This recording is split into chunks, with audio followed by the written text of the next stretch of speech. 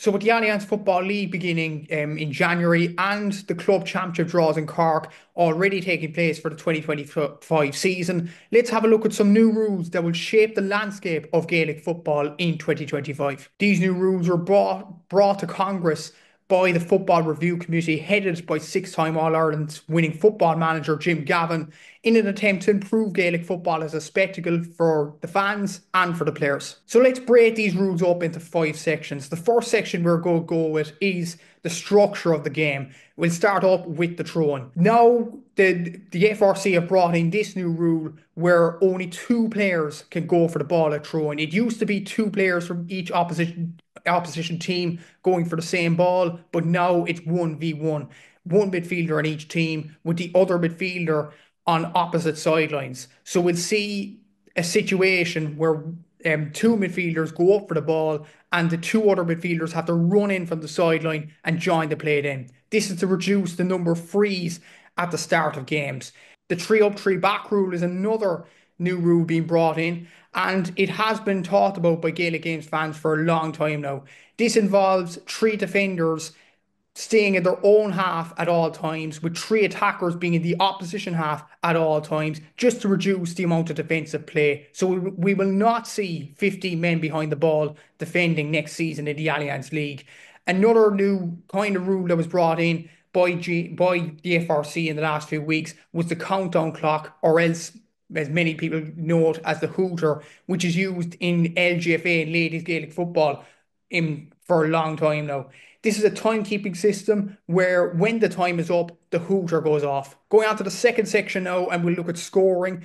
The main change in this, the only change really, is the 2 points for an outside a 40-metre arc kick. Now, I'll explain this. If a player kicks the ball from outside the 40-metre arc, the new 40-metre arc that is drawn on the pitch in and among between the 45-metre line and the 20-metre line, that will be drawn on every pitch more or less up and down the country. If a player kicks the ball over the bar from outside that arc, then they'll get 2 points. 1 point is already there, obviously, from a point from a fisted effort or a close-in effort, and 3 points for a goal is staying in, despite the fact there were trial games in the last few weeks having 4 points as a goal, but 3 points for a goal will stay for 2025. On to some new rules for goalkeepers now on Section 3, and kickouts going beyond the 40-metre arc is a must now. It has to go beyond the new 40-metre arc used for scores and all that as well. So if the ball doesn't go beyond the 40-metre arc, there will be punishment for the goalkeeper taking the kick out, and there most likely will be a throw up at the end of that kick out. No pass back to the goalkeeper inside their own half is another new rule being brought in. That means the defending player is not allowed to pass the ball back to the goalkeeper on a kick out. However, a goalie can be passed the ball when they drift into the opposition half, or when the player is in their own little rectangle, which is their own box in and around the goalkeeper's area. This was epitomised by Niall Morgan in the FRC games in the last few weeks, going up beyond the opposition's half and collecting the ball inside there. So fly goalkeepers can take the ball inside the opposition half, but defenders aren't allowed to pass the ball back to the goalkeeper after a kick out. On to Section 4 now, and we will talk about advantages. So there is a tweak to the advanced mark rule being brought in for 2025 as well. So the advanced mark used to be a passer kicking the ball from beyond the 45-metre line into beyond the 45-metre line, and an attacker catches the ball and calls for a mark. That's not going to be the case in 2025. The attacker has to catch the ball inside the 20-metre line to claim a mark. So we will not see marks in between the 45-metre line and the 20-metre line. And as well as that, there is a new advantage rule for the advanced mark at the 20-metre line. So an attacker can claim the ball inside the 20-metre line and then go for a goal or a point. If he subsequently misses that attempt, if the ball goes wide or the goalkeeper saves it, then the ball will be brought back for the original mark. So there's an advantage rule there. Worth noting as well, it applies for defenders as well. So if a defender catches the ball inside the 20-metre line above the attacker, they could claim the defensive mark in that as well. Another big rule being brought in terms of advantages is the solo and goal rule. Now, this is where a player could solo and continue on with play after being fouled.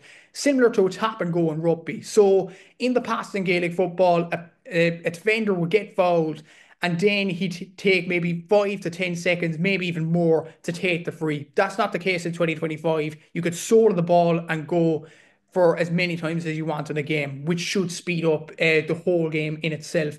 And there is a new advantage rule as well. That's extending the advantage period from 5 seconds to at the discretion of the referee. The last and fifth section we will go on to is discipline now.